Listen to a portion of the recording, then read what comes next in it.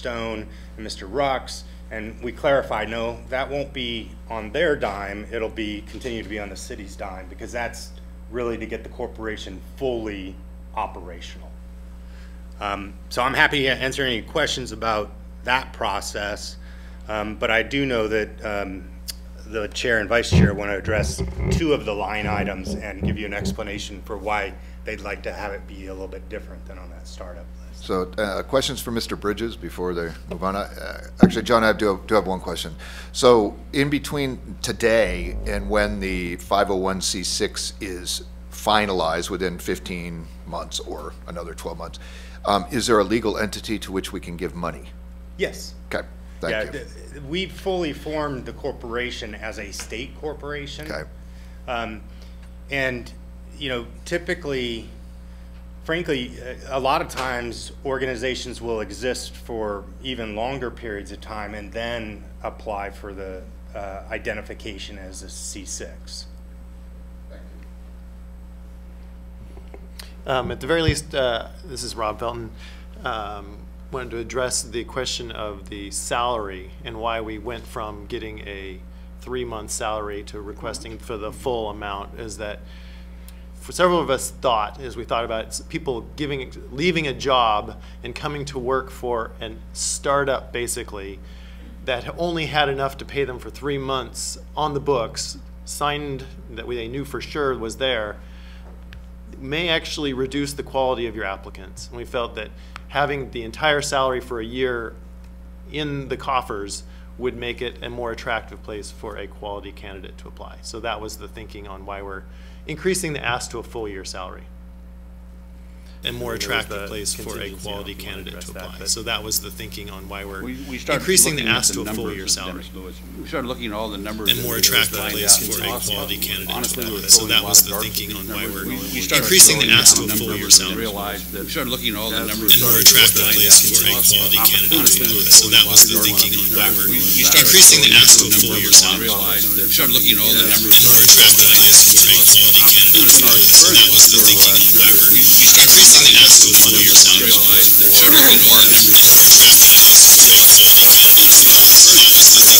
You know, if we get somebody on board, we start doing things, we'd love to be able to have some resources for them to go forward and do some of these small things that need to be accomplished during that period of time. That money's, in my opinion, not money spent, it's money reserved for those kind of things.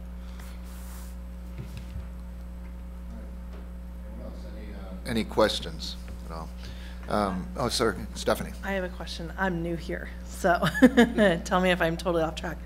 When we're talking about an executive director, does the committee believe that there are a pool of applicants within the community that would be interested in that position, or is it something that we'll have to look outside of the community for? And do we think that that salary is one that will draw a good pool of applicants? And how long will it take, do you think, to find someone who wants to do that job? Marketing guy. I think we will get applicants. I think there will be some good ones in there. I mean, there's obviously people are going to ask for a higher salary or wish for a higher salary, so that's a fair question. And probably there may be some negotiations depending on the experience of the applicant. We were just discussing the timeline on hiring. We're optimistic that within 2-3 months we might have someone. I mean, we're optimistic.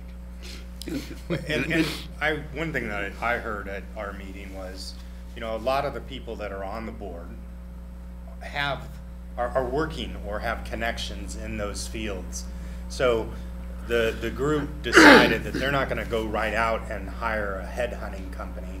Instead, they're going to connect with some of those people that they already know.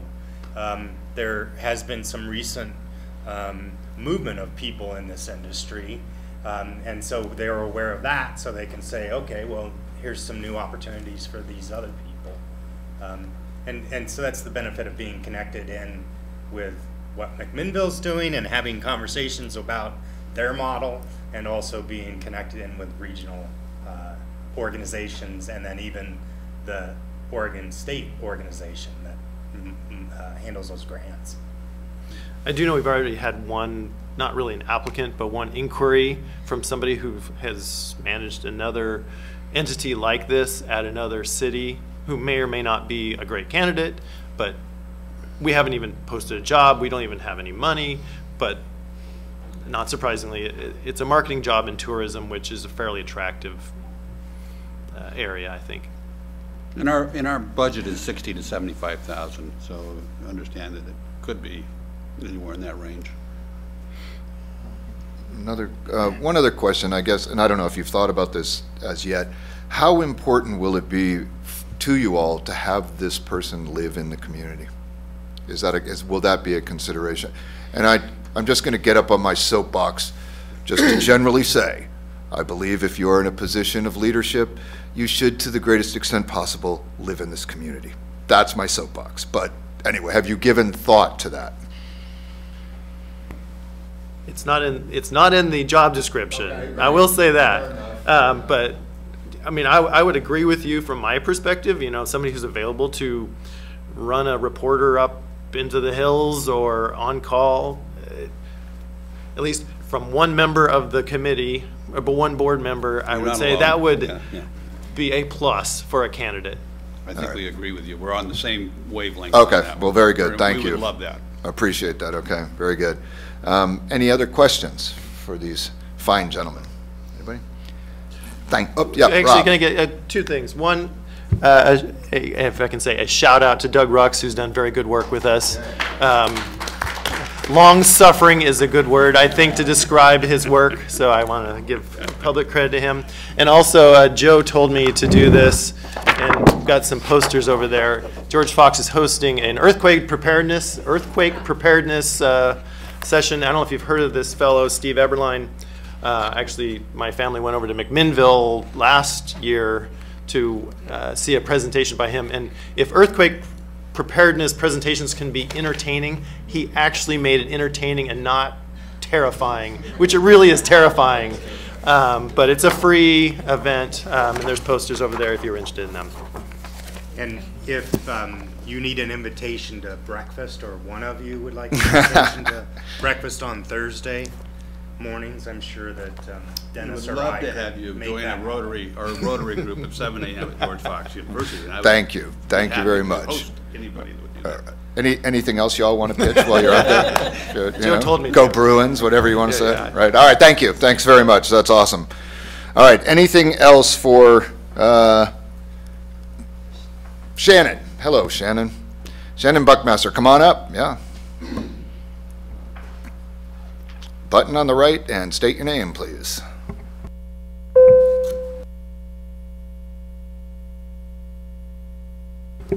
Thank you, Mayor, councilors.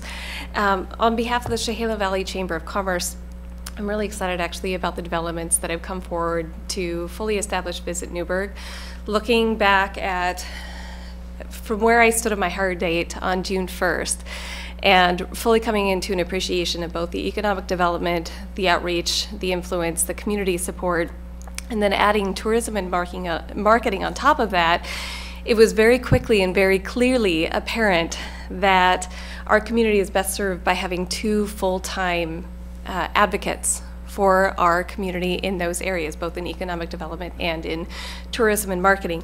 Just to answer a couple of the points to supplement Mr. Rux's presentation, and also the fine presentation by the TLT committee, including Mr. Bridges, so Dennis Lewis and Rob Felton, who have been very gracious over the last several months to bring me up to speed and include me in the conversation. Just a simple note on the marketing funds released. I can certainly speak to the missed opportunities that our community has faced just in the last 8 months since I was appointed to the chamber leadership role. We missed the opportunities to support the Oregon Truffle Festival, the Camellia Festival. We've missed several ad and marketing opportunities. Some of them are smaller, $150, $300. Some were more substantial, $2,000, $3,500, up to an $8,000 ask. But those were vacancies now that we have in our social history for our community, and opportunities that we simply can't recover from the last calendar year. So I do appreciate the opportunity to fill in some of those gaps moving forward if those funds are released to to promote tourism and marketing, hopefully we can make a good recovery and that effort. And I already have some fun ideas coming forward just from projects that I've already had to say no to. Also, the budget proposals that the Chamber worked very closely with Mr. Rux to propose, I believe, are fairly and transparently assessed.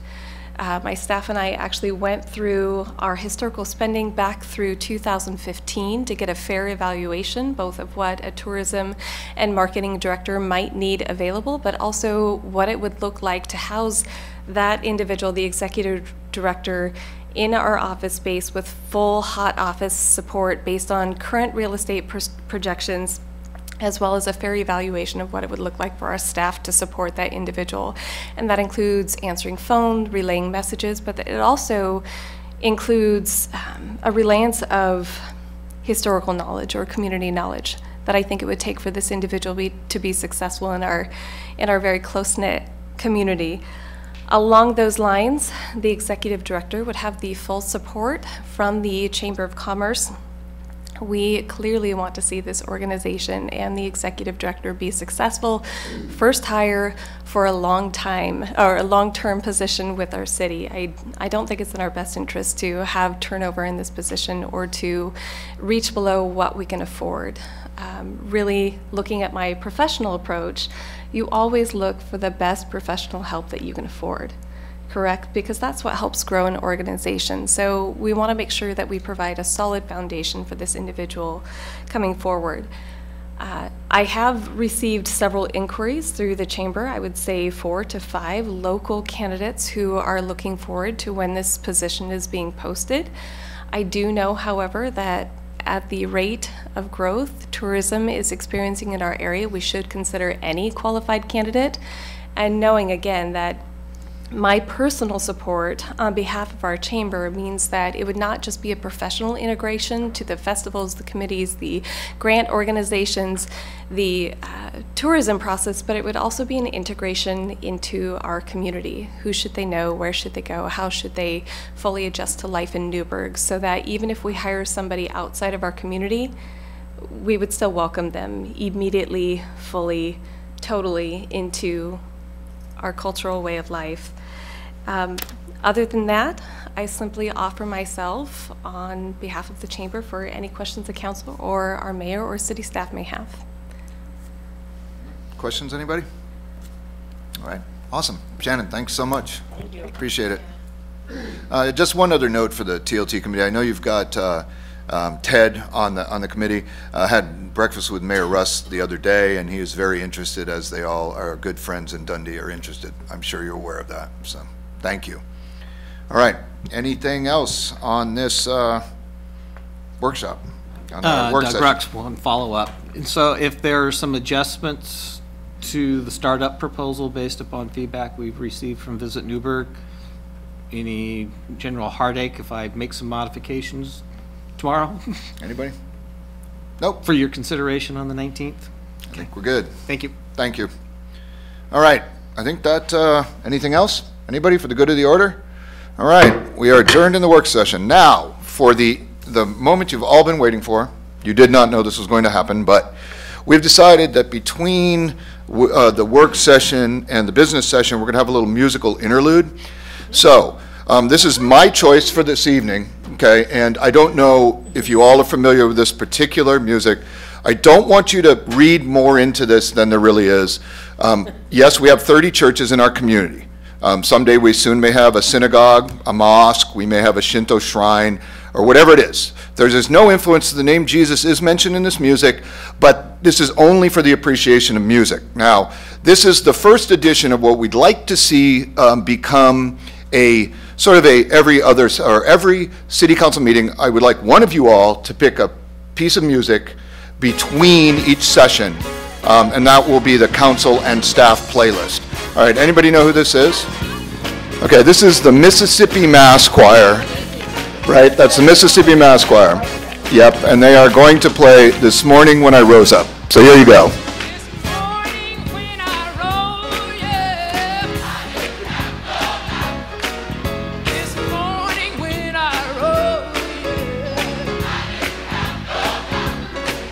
This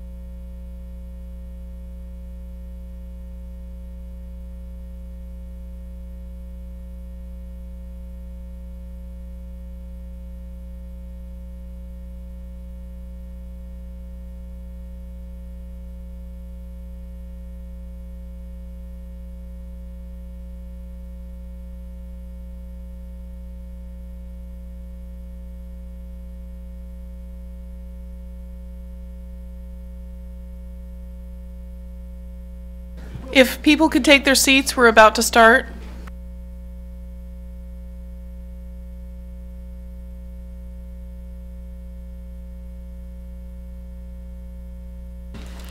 All right, then, as a reminder, the next musical interlude, who is taking that next one? Oh, really? I will. There you go. There you go, Elise. Thank you very much. You've got the next one, and then we'll go from there. Staff, don't be shy. Chief, I want to hear your musical selection for one of these meetings, okay? Thank you. All right.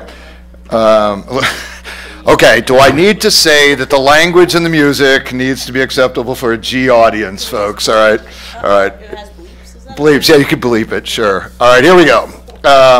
City Council business session, February 4th of 2019 is now in session. A roll call, please, Sue. Councilor Johnson? Here.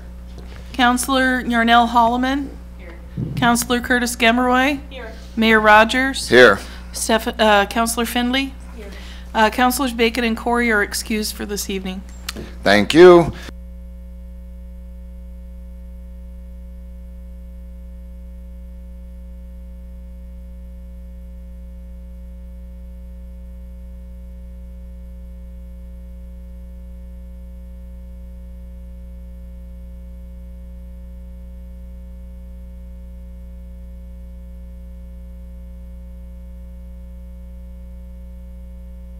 All right, first off, public comments.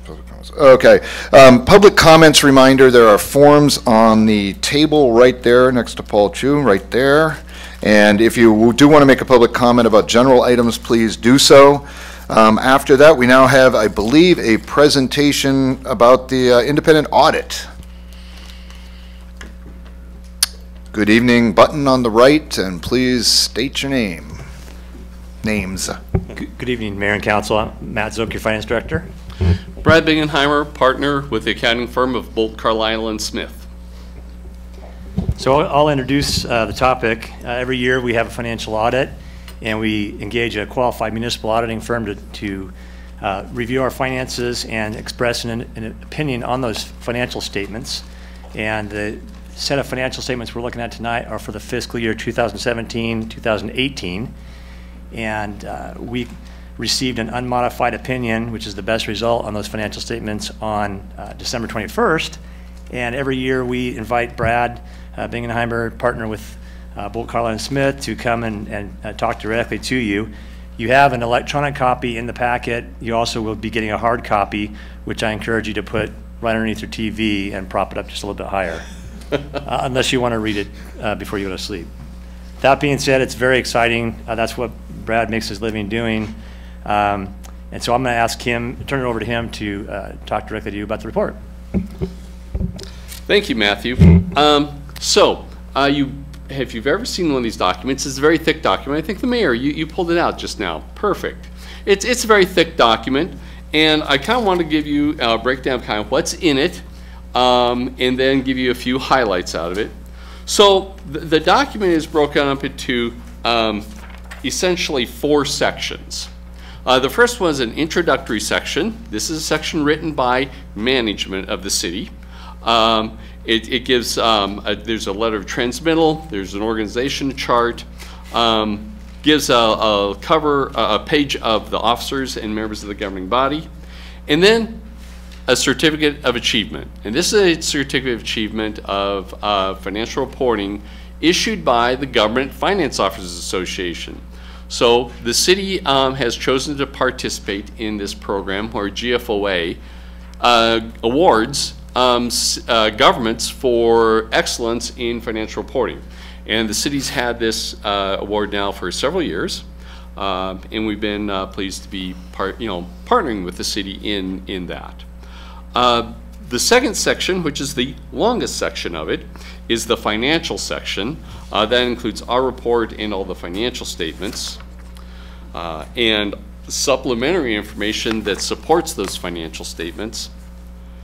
Then starting about page 140-ish, you start with the statistical information.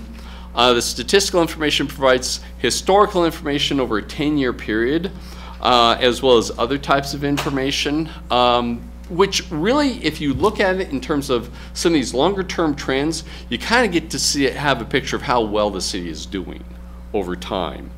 And then the very last section is a final report of ours under the requirements of Oregon, the minimum standards for audits of municipal corporations. So as Matt said, we have issued our report on the financial statements, and in our opinion, these financial statements present fairly, in all material respects, the financial position and results of operations of the City of Newberg for the year ended June 30, 2018. Give you some idea of where the city ended up at the end of the year. So the city has, in the financial statements, even that has subsections, but the first 2 pages of the financial statements is a statement of net position, statement of activities. These are kind of very broad ranged financial statements that try and give an overall economic view of the city on a full accrual basis, similar to what you'd see in a governmental type, in a business type environment. So the city ended the year in a net position of $150 million. And that's actually an increase of $6.8 million from the prior year. So improvement in net position, indication of improving financial health. So when you see, negatives there, that you start to wonder what's going on. So positive, development in net position for the year. And then when you start looking at some of the funds, now obviously the general fund is the most important fund of the city. This is where most of your activity comes. It's where you're funding your general services primarily from taxes. So the general fund ended the year just over $4 million fund balance, and that's an increase of $505,000. So good, addition to the general fund. And overall, your governmental funds did increase their fund balance by $4.4 million. Now, I want to point out that, we did have a new pronouncement that was implemented this year. This year, the city had to implement the provisions of Governmental Accounting Standards Board Statement number 75.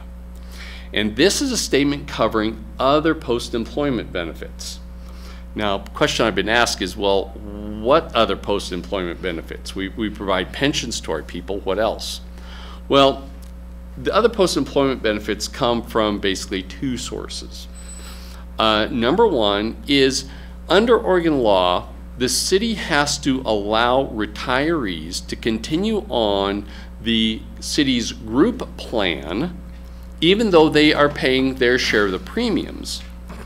It's still a benefit to them. Because you think about it in terms of this way, if you have retirees in your demographic pool for your insurance, well, retirees use health insurance more. And so that has the tendency to cause your premiums to be higher than they would be without them. Likewise, the retiree, they are participating in a group paying a premium, where if they had to find comparable insurance, they'd probably be paying a much higher premium. So it's the idea that there's this other post-employment benefit in terms of health benefits that they earn over their working career. So this is through the use of an actuary trying to capture that liability and present it in the financial statements. As I said, there's 2 sources of it. The second one is you do have some employees that participate in Oregon PERS. Oregon PERS also has a health insurance component, the retiree health insurance account. So that also is something that the city contributes into, and you get a small share of the overall liability for the whole state. You get your proportionate share of that. So that's new standards that came into this year. We did have a prior period adjustment to implement those, and the city fully implemented that in conformity with generally accepted accounting principles.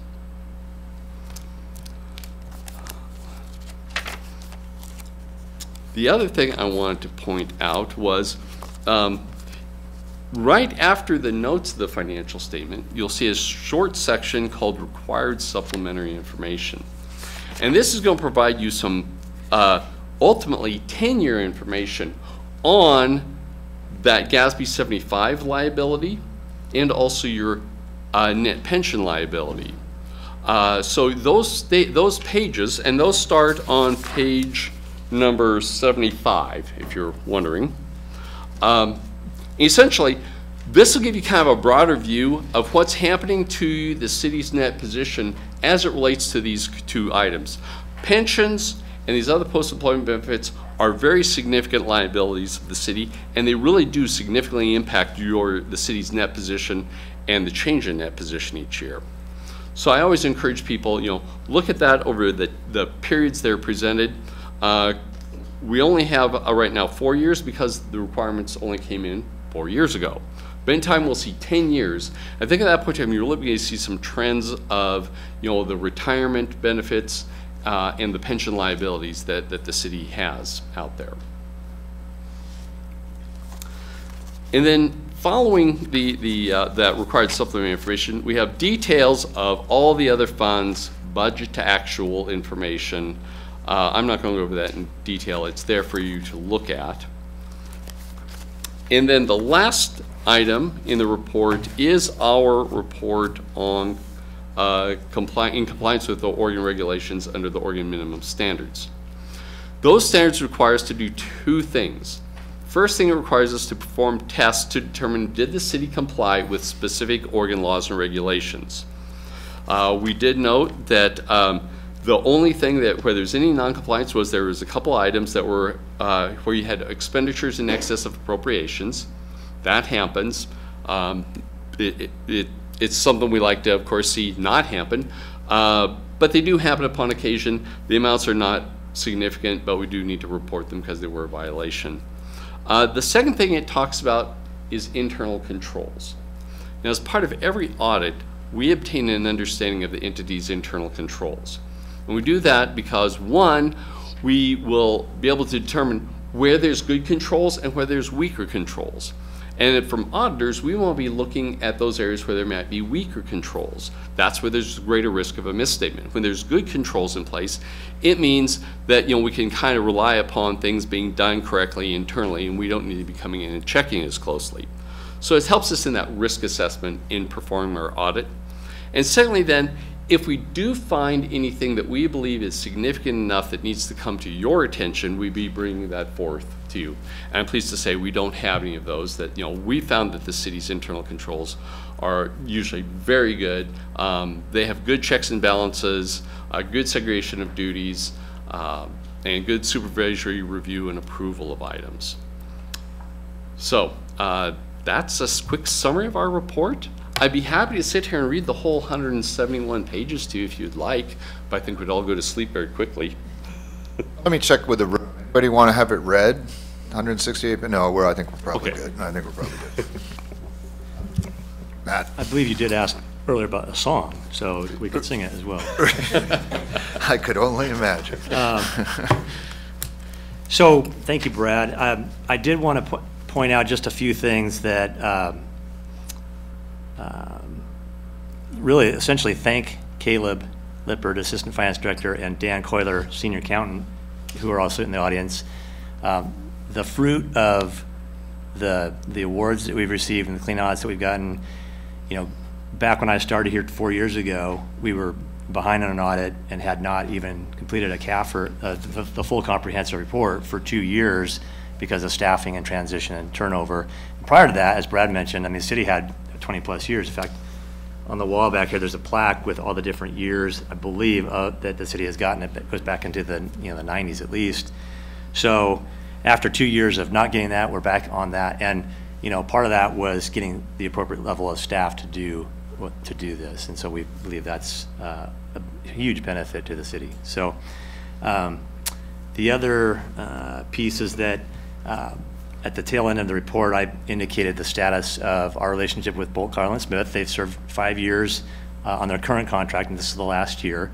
I went back and did a little bit of history. They've been with the city since 2004 and have each of the last 3 times competitively bid and successfully won the request for proposals that we go out and seek every 5 years. So we're going to be doing that again this spring. and we're getting ready to send out the advertisement, and we expect to get 6 to 10 responses, and look forward to awarding a contract in April or May, and then staying on track. So the request for tonight is essentially by way of motion that the council accept the auditor's report and the audited financial statements. Any questions, anyone? No, I just, well, one, I guess, is there the equivalent of a management letter in this, as you would, but you said there's no internal control issues, is there not a management letter that goes with it, or is that? Yeah. So, under professional standards, we issue a letter to those charged with governance, okay. Governing body. Several of you got them earlier. Okay.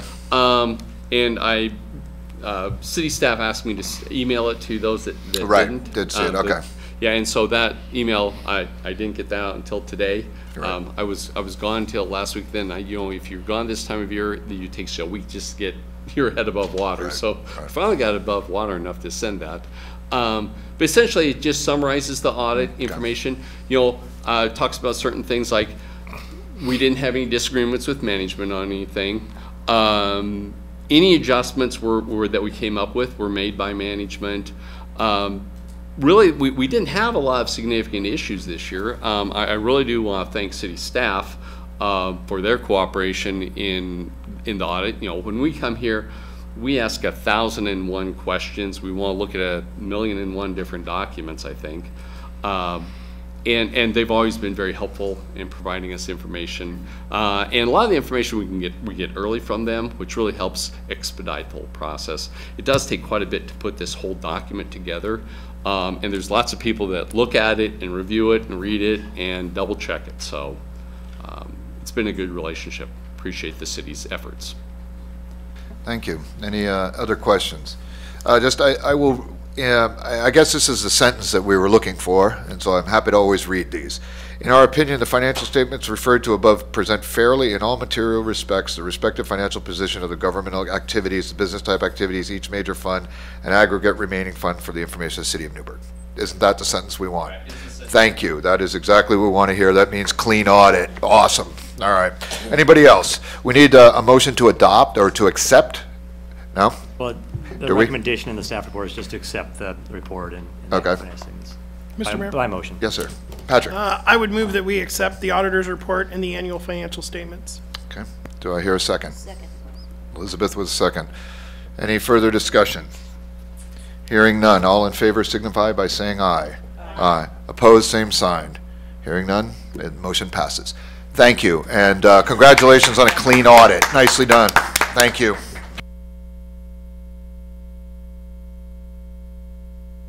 Managers report, Joe.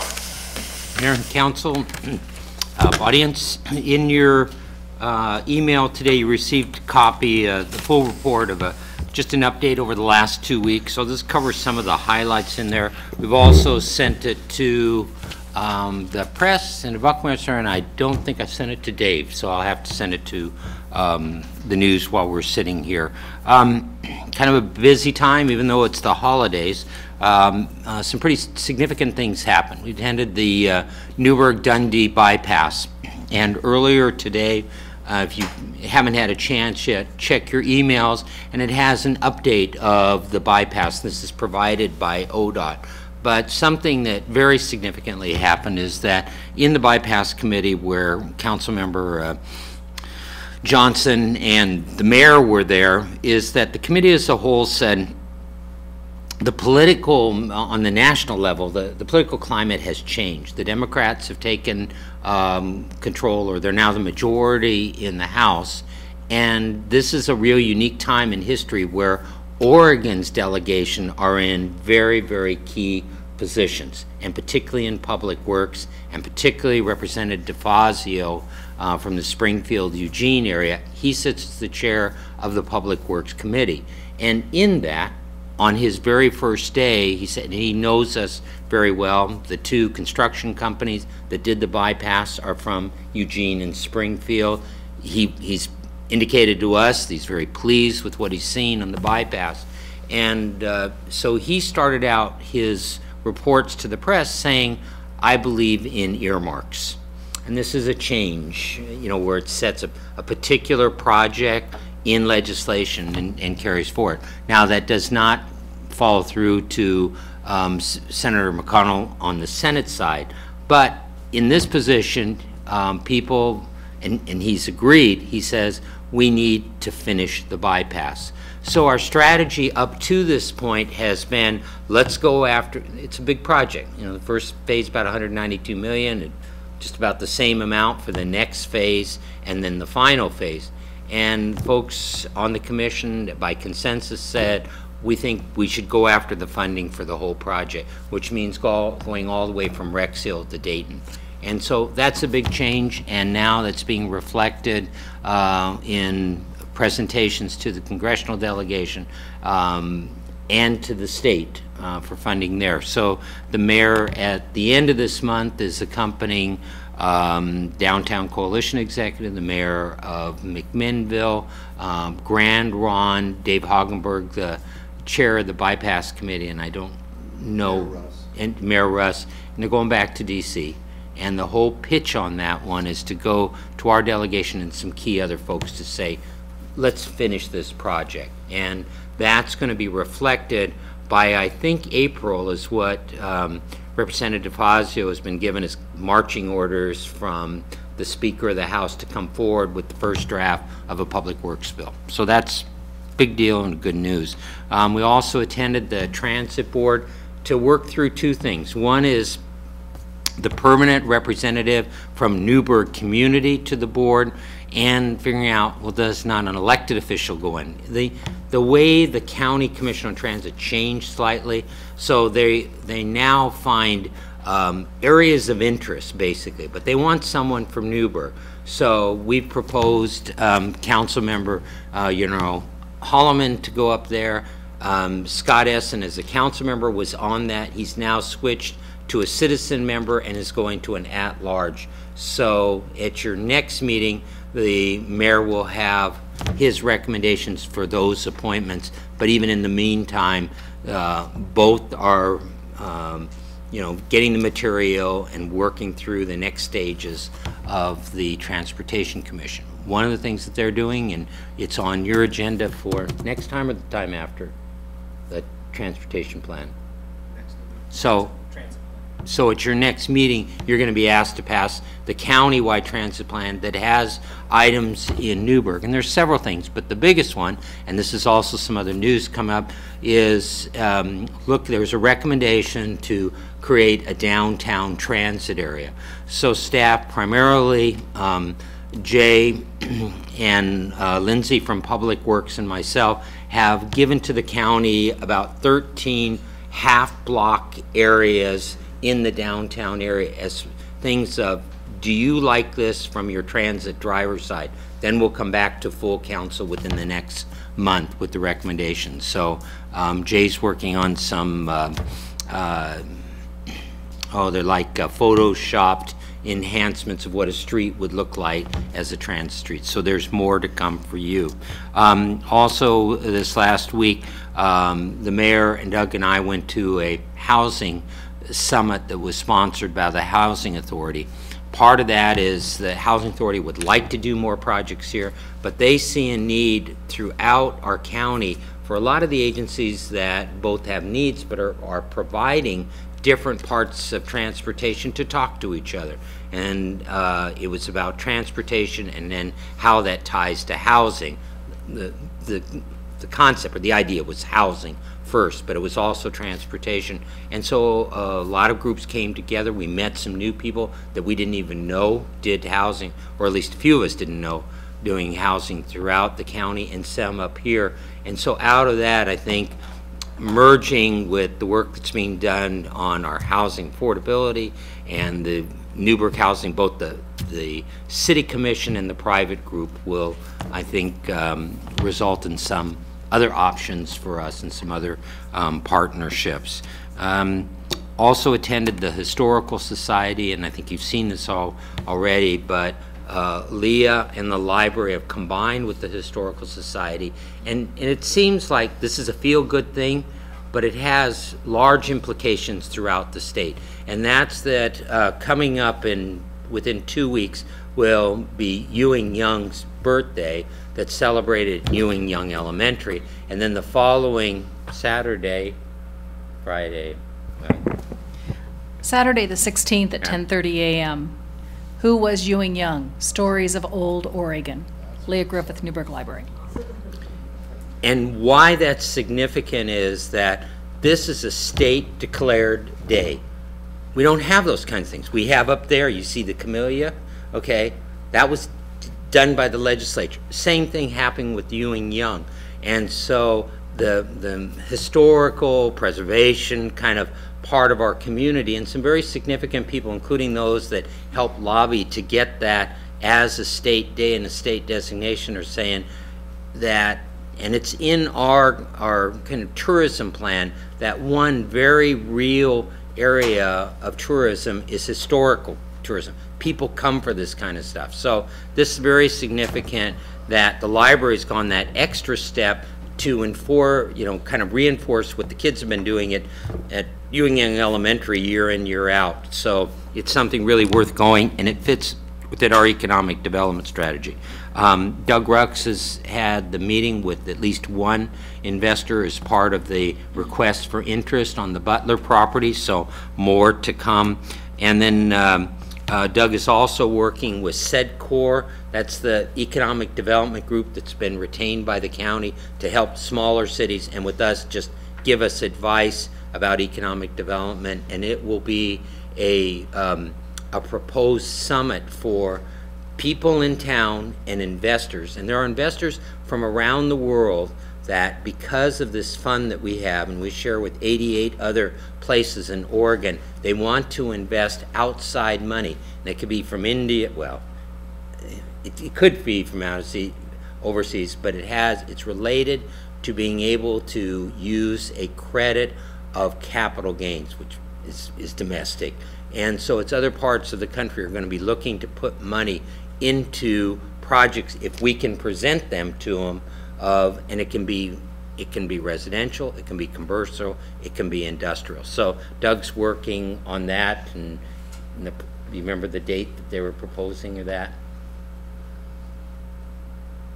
Towards the end of February. So we'll send an email out with that. And that's just something to invite anyone you know that might be having a sale. You know, an old farm, a family farm, they sell it and they don't want to pay all of the capital gains to the state and federal government, which can be 40%. They can invest it, and 15% of that can be forgiven. And the last one is we just had our monthly emergency preparedness meeting with outside agencies, just continuing to work through that. You'll hear much more of that in your detailed discussion of council priorities at your next meeting. Mr. Mayor. Thank you, Joe. Any questions for the city manager? Yep, Elizabeth. I just have a question about you were talking about the bypass, Representative DeFazio. All that sounds really great. I'm just wondering if we think that going for all of the funding is going to speed up the process in any way, or if we think that it might not go through and therefore prohibit or delay the process in any way. Well, I think from the discussion, and Patrick, you can add to this, or Joe, the thought is that this is sort of the most ideal time we're likely to see in our history because of the federal delegation and where they are. And the thought is, rather than keeping to say phase 1, phase 2, phase 1W, et cetera, let's go for the whole thing when we've got, the representation, and hopefully, and that comes from the consultants. That's where that logic is coming from. So hopefully so. Sure, of course. And do we think that if we did get it through, which would be great, would that speed up the process at all? Like, would we just go, rather than going phase 2, phase 3, we would just barrel on through? I think so. That's the hope, that we just say, yeah, from here to Dayton, from Rex Hill to Dayton. There we go. Yeah. Great. Yeah. Awesome. Thank you. Yeah, thank you. Anybody else on the city manager's report? All right, looks like we're now on to council appointments. And do we need to do these individually, Doug, or can they go in mass? They're listed individually on the agenda, so they need to be done individually. Okay. All right. For the Riverfront Master Plan Citizens Advisory Committee, we are proposing Commissioner Casey Kula for that. Do I hear any discussion? I'll entertain a motion, hearing none. So moved. So moved. Thanks, Stephanie. Second? Second, Patrick. Any further discussion? All in favor of Casey Kula joining the Riverfront Master Plan Citizens Advisory Committee signify by saying aye. Aye. Aye. Opposed, same sign. Hearing none. Commissioner Kula is on the Riverfront Master Plan Advisory Committee. Next, a member to the Housing Needs Assessment Project Advisory Committee, Mr. Jack Kriz. Any discussion on this proposed appointment? Mr. Mayor, Yes, sir. I move we appoint or consent to the mayor's appointment of Jack Kriz to the Housing Needs Assessment Project Advisory Committee. Thank you. Do I hear a second? Second. Second, Elizabeth. Thank you. Any further discussion? All in favor signify by saying aye. Aye. Opposed, same sign. Hearing none, Mr. Kriz is now a member of the Housing Needs Assessment Project Advisory Committee. And finally, for the RCA Community Visiting Advisory Committee, Lynn Montoya Quinn from PCC. Do I hear any further discussion? Or a motion?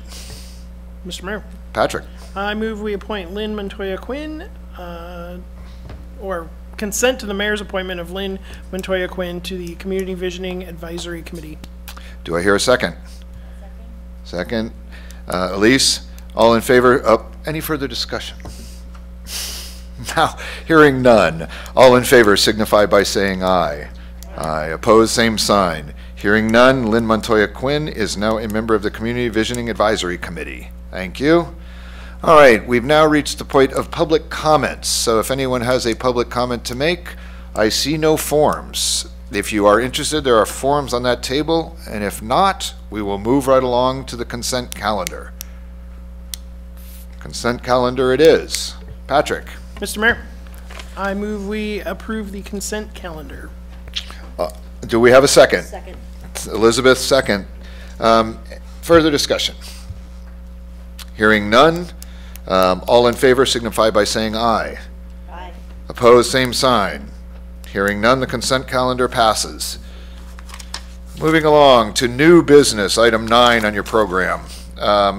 Newberg Cultural District Annual Report for 2018. Leah.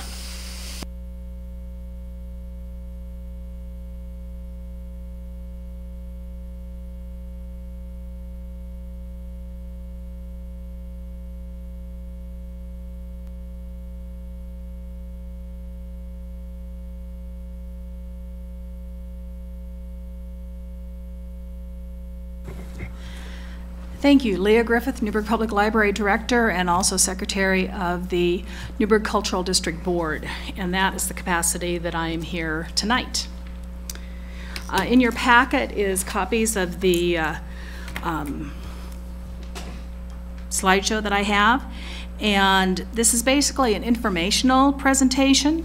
The IGA that the city and CPRD signed in 2013 included the requirement of a annual report to the council and to the CPRD board to bring them up to date with what's been going on with the cultural district. And we are here tonight, and then we will be at the CPRD board meeting on February 28th. So if you want to hear it again, you're welcome to come back. So, all right, there is the Newberg Cultural District. It is not the Cultural Center. It is not the Newberg Library. We are the two facilities that are the largest facilities in the area and the public facilities in the area. But it is all the land surrounding our two areas. The other public land that's there is the little house that's next to the parking lot that CPRD purchased a couple of years ago, and the Newberg Downtown Coalition is in that area. And so we are in that area. So the intergovernmental agreement was signed in 2013, and as we started into that, there was a lot of activity going on with this Newberg Cultural District. We had meetings with like 50 people in attendance and lots of discussions and all sorts of things. And so the IGA reflected that, where we had CDAG and all these other committees and all of that kind of thing. Well, apparently, we've done a good job in the last 6-7 years. Robert Suppy has served on the board during that time, and we've gotten to the point where, to be honest, we're lucky if we get 1 or 2 people showing up to a meeting, which I think says that things are going well. Things weren't as scary as maybe they thought they were going to be when we started having events in the cultural district and that type of thing, because that was really what the neighbors were concerned about was, you know, they were going to have crazy rock concerts and all sorts of other things going on that was really going to impact their quality of life. And so we are at the time to revise the IGA, and it's gone to both Truman Stone, our city attorney, as well as John Bridges, the CPRD attorney, and I just got John's responses back. We're melding those together, and you'll be getting the IGA. It'll go to the Cultural District Board, so you'll get a chance to review it at that point, and then it'll come back to you folks probably April by the time it gets through the council process and the CPRD process. So, okay, this screen is now wrong, I guess. The City of Newberg representative is now Stephanie Findley, or will be. I'm not sure when that formal appointment will take place. Teresa Arnold was just selected by the neighbors to replace Robert after, again, I want to thank Robert Suppy for his 6 years on the committee and his really dedication to the process. Sean Andres, the Cultural Center director, who has been here for, what, 1.5 years. Don Clements, but he's had Jim McMaster representing him, so we're not quite sure who's going to be representing Park and Recreation now that Jim has retired. And then myself as the secretary, and I'm retiring in June. So you can kind of see there's a concept going on here, which is one of the reasons why we wanted to get the IGA done. In fact, we did most of the work on it while Robert was still on the board, so that we could have that history that he and I had from the beginning, and as well as Jim McMaster. So, because it's going to be basically kind of an all-new group real soon, and we didn't want to lose that history until we were totally gone. So we have established a meeting schedule for this coming year. January, March, June, and October is the plan. And again, anytime additional meetings are needed, they'll be called. So, but we just felt those were the good dates that we needed to have different events. And October is always what we call our end of summer meeting. We make sure that we get the word out to the neighbors and such to come and kind of let us know how the summer went, because that's really what we do, is the outside events, and there's only the tree lighting in December. Most of the events are occurring late spring and then through the summer. And again, as I said, we manage the outside areas of the cultural district, not the inside uses of the library or the cultural center. But again, occasionally those do impact, because if there's a big event inside one of our facilities, it may not work to have an event on the outside as well. The board develops rules of operation. It reserves events. We currently delegate that to the cultural center staff. We approve design elements, including street furniture, signage, murals, and other elements that define the district, kind of trying to bring something together so that everybody's not off doing their own thing. We can at least have some coordination. And then coordinate with the city and CPRD for maintenance and construction activities. Because when you look at that layout, basically half the land is owned by CPRD and the other half is pretty much owned by the city, with a few other private ownership on our side of the street. Let's see. So what we did in 2018, a lot of what we did was just reserve the space. Tunes on Tuesday, I'm sure many of you were there. The Camellia Festival, the Lavender Festival, Public Works Day, Oktoberfest, library events through the summer. The summer lunch program was a new one that we had this year, where we had 50 to 100 kids and families there every day at noon to get a free lunch. And that was a really great event. And then the library did programs once a week at least. We did some STEM programs and such in conjunction with that.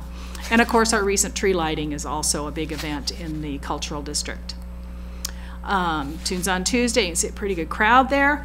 That is pretty much the biggest events for those 8 weeks in the summer that occur. Anywhere from 1,000 people to maybe 2,000 is about max. It's probably getting close to the point of really maxing out that space. But as a community, we don't have another location yet. But I think that will be something that it's definitely being talked about. Lavender Festival is a wonderful event that's there. The Camellia Festival, Public Works Day that the city does is a great fun event, except for those horns honking all for hours. And our library summer events are always held on the lawn there as well. And the Christmas tree lighting, of course. What did we do in 2018? Well, we held regular meetings. Public did noticed. We held a few more last year, especially working on that IGA process. That took us quite a few meetings to review that process. This is the 4th year we've had the neighborhood parking signs for Tunes on Tuesday. That was really one of our biggest issues. And we developed these in conjunction with the police chief. If you notice, it says by order of the chief of police. And we've had basically the same group of neighbors who are like right in the close-in areas ask for these signs every year. This year 8, last year 9, previous year 8, previous year, the first year 7. And it's almost always the same group that have no off-street parking. They don't have driveways, they don't have anything.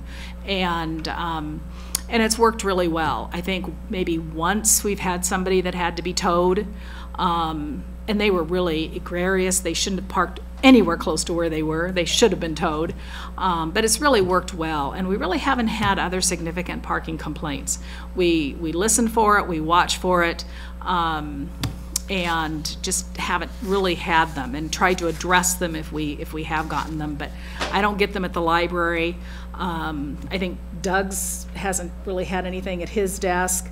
The biggest issue we had was we needed to get the information out a little bit better about how to get the signs, because we had one person last year that got sent about 5 different places before they found me to actually issue them the signs. So we'll be getting that worked out. We worked with the Early Bird Rotary on the shade structure, which is now there for the splash pad, which is great. We worked on updating the parking management plan. We had all new staff at the cultural center, and so that was something we had to work through because they weren't quite sure exactly how that parking management plan worked, and so we spent some time working through with that. So we've got that was one of our activities. We use a city festival street designation. We don't use all of the other ways that you can close a street like in your neighborhood for a block party. This was set up about 3 or 4 years ago. And basically it's one form, one application, and it eliminates people having to go and knock on the neighbor's house and say, could we close the street for this event? Which is really not a very friendly thing to have to do to somebody who lives in the neighborhood. And this way, it all gets taken care of in one application. Everybody who's involved knows about the event, and it's had no complaints from the neighbors or anybody about it. It's really worked very well. It works very smoothly with the police department as well. They have all the information they need.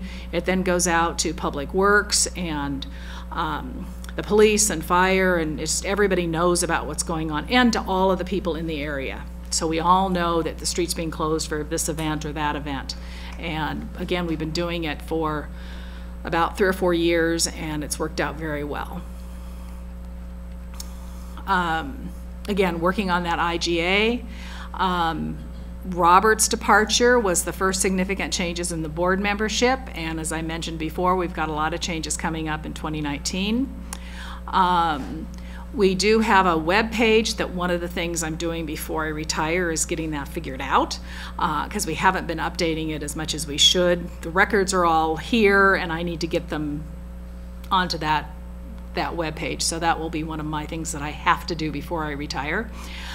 We do send out a monthly e-newsletter, have about 70 people on that list. You folks all get that as council members. For 2019, again, the same events that we've had, that we usually have all this time. I'm not quite sure if there may be some interest from the farmers market. They had been at the cultural district and they moved down to the Butler property, but as that progresses, I'm not sure what's going to happen with that. So we may see a request from them to move back to the cultural district. Getting that IGA to both the city and CPRD, and then again looking at options for funding permanent signage to direct visitors to the areas. You saw we weren't successful with the TLT application, but we're still looking at the signage. The logo on the side is part of the signage that was designed through a grant a few years ago. Looking at public arts groups, we've had some continuation and discussion with that. Getting the website up and working, continuing to work with new neighbors, and again, the new board members, so that they're aware of what's going on and that kind of thing, and continue the process, because again, we've got a pretty significant amount of turnover on the board all at once. And the cultural district is really a place for people to enjoy cultural and arts experiences, and it's also enhancing Newberg as a destination for tourists, because we do get a lot of people from out of town coming to events at the cultural district. So if anyone has any questions or anything, I'd be happy to entertain them. Elizabeth. Well, first I just want to say thank you. I think the cultural district is fantastic, and I think it's really enhanced just that area and being a fantastic place for folks of Newberg and visitors to convene and celebrate and learn and all that. So thank you so much for your work. I just had one really quick question, and that's basically, if someone had an idea for the cultural district, do they talk to you? Do they show up to a meeting? What's the best way to go about that? They can do either way. They can talk to me as the secretary. They could talk to Sean as the chair. They could send an email through the newsletter. There's contact information. Actually, all the board members' emails are on the newsletter that goes out every month. And we're still sending that out every month, whether we're meeting or not, so that people still get that information. Follow on? Sure. And then my other question is just at that end of summer meeting, you said that you kind of asked neighbors, and did folks show up to that one and have things to say, or still just kind of no one was around? You know, the first year or so, we had a nice crowd show up. This year, Robert, I think we had 2, maybe 3, which I look at that as we must be doing something right, because when the people were first coming and really, you know, showing up in mobs, which I would say mobs would be the right word, it was because they were scared what this cultural district was going to do to their neighborhood and the livability of their neighborhood. And apparently, and I'm saying that without absolute proof, but apparently it's not as big a concern for people. The reality has not been as bad as what they thought it might be. Any other questions for Leah? Seeing none, thank you. Thank you to you and all of the committee. And Robert Suppy, thank you for your years of service as well. Thank you. All right. All right, let me just check. If I could get a show of hands, are a bunch of you here, anybody for visioning? Who is here for the visioning? You and your lonesome. All right, so let's go as in order of the agenda. All right, Resolution 2019-3523. Is that you, Mr. Rux? No, it's Keisha. All right.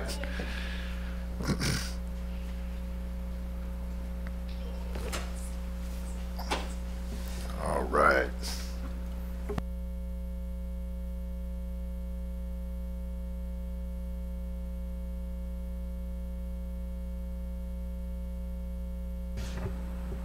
Keisha Owens, Assistant Planner. Staff is requesting council action on Resolution 2019-3523 to initiate an amendment to the Newberg Municipal Code, Newberg Comp Plan and Municipal Code, Title 15 Development Code, to allow duplexes and triplexes in the R1 zone. And staff is doing this because community members wanted to address missing middle-level housing through the allowance of duplexes and triplexes in the R1 zone. Therefore, staff recommends that council adopt resolution number 2019-3523, initiating an amendment to the Newberg Comp Plan and Municipal Code Title 15 Development Code for the allowance of duplexes and triplexes in the R1 zone. Patrick. Yeah. Oh, you saw me coming a mile away. I know, right? I saw you. Good evening, and thank you for the great report. One of the questions I had was mostly just a process one. Is I understand the legislature and Speaker Kotek has addressed this specifically as something they would like to do. And so my question is, from a workload standpoint, would it be more efficient to wait and see what kind of state rules come down before we start our local options? Or can it work in conjunction is basically what the question is. I'm going to turn to Doug Rux for that. Thank you, Patrick. Doug Rux, Community Development Director. Yes, so remember, this came out of the issues with Housing Newberg, the proposals that were brought in December of 2017. It was one of the 4 that the council identified to work on. We finished the R3, we finished the accessory dwelling units. Next up is a construction excise tax, and then this missing middle housing component. So as we've addressed the issue about current workload with the applications just coming through, we finally got to the point where we could take a deep breath and say, okay, let's initiate this. Now, the legislature, House Speaker Kotek does have some proposal that's going to wind its way through the session over the course of the next 5 months or so. My intent is to track what we're doing, to follow along with that. I don't want to get out in front and bring something forward to the Planning Commission and to the council, then to have to turn around and possibly modify it. But as we go through these processes, every time we've come forward in the last 4 years and brought proposals to the council, is when we initiate these, all we're doing is getting the direction of the council to move forward. There's already been some action that's been taken, identified to do something. This is just the official step for you to say, go do it. Because there's going to be a lot of conversations with Planning Commission members about how this might work. You know, do you have them in mid-block? Do you have them just on corners? What's the lot size going to be? Do they need, is it outright permitted use? Is it a conditional use? Is it a special use? Setbacks, there's lots of things to work through on this, but we want to get the ball rolling so Keisha can start to do an evaluation of other communities, what their regulations are. As I was at Housing Newberg last week, we were talking about our code actually is detrimental towards building duplexes. But yet, if you look at from kind of a workforce housing component of that, it may be a market product that's out there that we need. So we need to look at that. So we're not going to get ahead of the legislature, but we're going to try to track and parallel what they're doing. Could I have a follow-up? Sure. And just as a process question for both of you, so we get these. Do you want to know council's opinion now, or would you rather have it be a clean, objective look for the Planning Commission to go and do this work? What I'm concerned about is that this is going to be I'm guessing this is going to come back as an ordinance, correct? Yes. With a comp plan change. We're really locked into what we can say and what we can't say once we get to that point, correct? This is legislative, not Okay, quasi-judicial. so- All of Okay. these tonight are all legislative actions. Okay. We're always welcome to take the council's views and opinions, but I also caution you that we're not here to get down into the details about the specifics, because we don't know what the answers are yet, because we have not done all of the research and gone through all of the vetting. But if you have ideas, issues, and concerns, Okay. yes, we'll take those. So in other words, Pat, hold on to your ammunition until a later date. Elizabeth? Yeah, I just have a question about why the choice is to add duplexes and triplexes to R1 as opposed to just change the zoning of certain places to like R3 or something like that? And what would be the distinction of an R1 with duplexes and triplexes from an R3 zone? Well, currently the development code does allow duplexes in R1. The issue we have is it requires a 10,000 square foot lot. So if you were a developer and your minimum lot size is 5,000 square feet, why wouldn't you just divide that parcel and create 2 separate lots and build 2 separate houses? Sure. To go through the process of changing the zoning is a very different matter. Now we're down to a quasi-judicial issue. There are Measure 49 possibilities where somebody could assert we're reducing the value of their property. It's just a more complex process to go through. And it might even bring about, because we hear this now, if you have R1 and when we've done zone change, the council has approved comp plan and zone changes to R3 and it's next to R1, people say, I don't want that there because what's next to me should be just like what I have. Touche. No, I think that's good. Thank you. All right, any other questions? All right, Keisha, thank you. I think we've got public comment from Mr. Robert Suppy. The button on the right, and you've been through this drill before, and state your name. Thank you. Good evening. I'm Robert Suppy, and thank you for the opportunity. And also welcome to the new faces. I hope you'll find your time here to be rather rewarding. And actually, one counselor kind of stole my thunder tonight because you came up with the same suggestion I'm going to push, but you know, great minds and all that. I'm before you tonight to recommend a different approach than is before you with this resolution. I recognize that this is a preliminary step in the process, but it still needs careful scrutiny. It can start a process that will use significant staff time and planning commission time that may well be better spent on a different approach. I do recognize the need for affordable housing in Newberg and how this could help with that. I certainly applaud the effort. I do have a couple of concerns on this resolution that I'd like to raise tonight. To start with, I have a great concern about the broad range of properties over which this would apply. Wouldn't it be more sensible to identify specific R1 areas of town where higher density would be appropriate and rezone them? That seems to be a much more analytical approach than making such a significant change to the bulk of residential property in Newberg in one action. My second concern has to do with conversion of existing houses into duplexes or triplexes and the impact on parking. The city has shown, how do I put this, creativity when an application doesn't meet the code for parking. This could become a much greater problem when single-family residents become duplexes or triplexes. An obvious response to my concerns is that these are just the sort of thing that would be worked out through the work of staff, the Planning Commission, and the Council.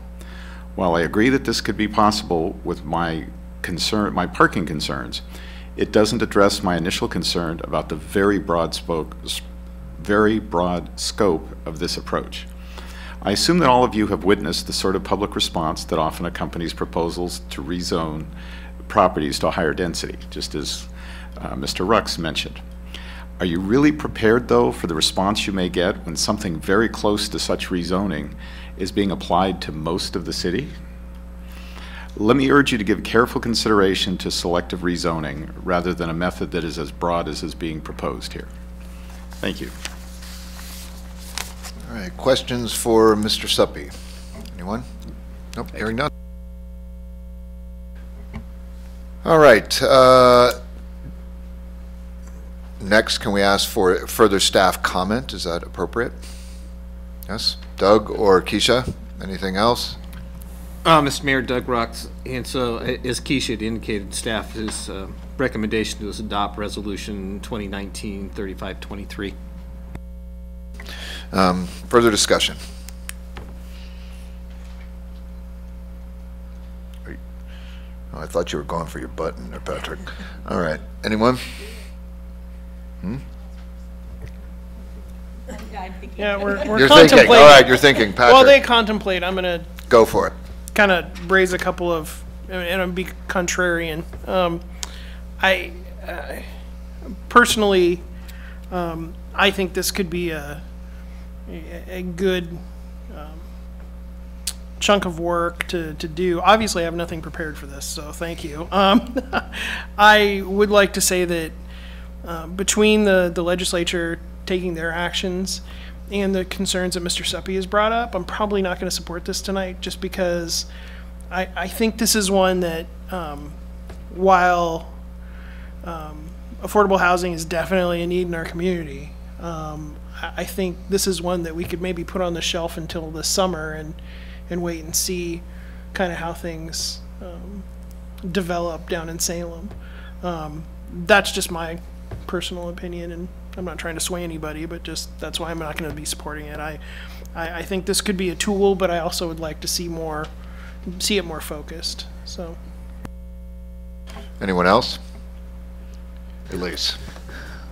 Well, I'm just thinking out loud through my lack of knowledge, I guess, here is that, so if it was, because originally I had the thought that you brought forward, Elizabeth, and what Robert brought forward, but if we were to do that and it was a quasi-judicial hearing, we would have to do that for every single property, or it would be for a specific, you would have a specific area that you would do that you were rezoning?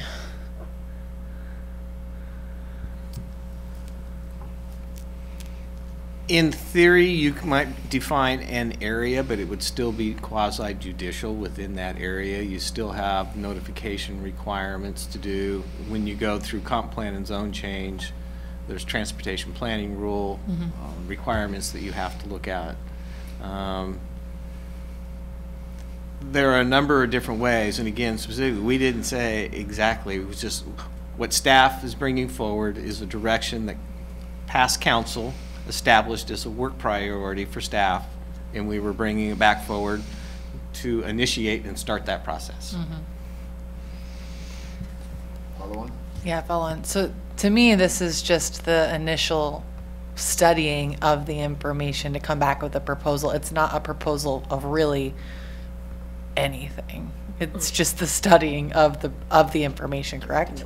All you're doing is initiating a process, and as we sit down and we have conversations with Planning Commission, they may say, well, we think you might want to look at it this way rather than this way. But right now, we don't have the authority to even go talk to them about it because it requires council to initiate that process. Elizabeth. Yeah, I've been thinking about this since the packet came out, and I'm just having a hard time really understanding the logic behind having an R1 zone that would have duplexes and triplexes in it. I feel, yeah, I guess I'm just having trouble thinking about how this wouldn't just give a developer the ability to buy up historic homes and, you know, change it into duplexes or triplexes. At the same time, I really do think that we need to do infill and combat unaffordable housing. But I think at this time, I'm not sure that this is necessarily a priority for moving forward in my eyes. So that's probably why I'm not going to be supporting this. Stephanie. So I know that it says on here no fiscal impact, but we're not looking at the time devoted to doing this. Is that correct? So the man hours that would be put to doing this study isn't reflected in that. Is that correct? That is correct. It's in our work program this fiscal year to start to do this. So we have the staff allocation, as I mentioned earlier, once we kind of weaned our way through all the current planning process. A fiscal impact later, as we come back with a proposal, whatever that proposal may be, then we will provide a fiscal impact. And just to follow up is, I don't see a pressing need for this at this point. In terms of, it's not like we have developers sitting in front of us wanting to, I guess, do this. So I'm not sure I'm in support of this either at this point, because I do have the same concerns that have been brought up. Elise. I guess I just feel like we're continuing to tie the hands of city staff from the previous priorities that were set. And it just feels like every time Doug comes forward to us, we keep delaying. And so what is he supposed to be working on? And when are we going to move forward? And I do feel like affordable housing is, for me, my #1 priority. with the homeless population and us not serving them adequately. And so if I'm going to push anything, it's going to be moving forward, at least with the studying of information and having of conversations around this process, because that was the direction that was given for the last 3 years. Elizabeth? I think I do want to support affordable housing. I think part of the reason that I'm having trouble is because we as a council haven't yet set our priorities, and so it's hard for me to say that we should direct work when we haven't specifically decided what we're going to move forward. Affordable housing is absolutely something that I want to support. I just don't know if this part of that is something that I'm for at this point. Mr. Mayor. Yes, sir. Can I suggest that one meeting from now, you're going to have a conversational discussion about the housing priorities.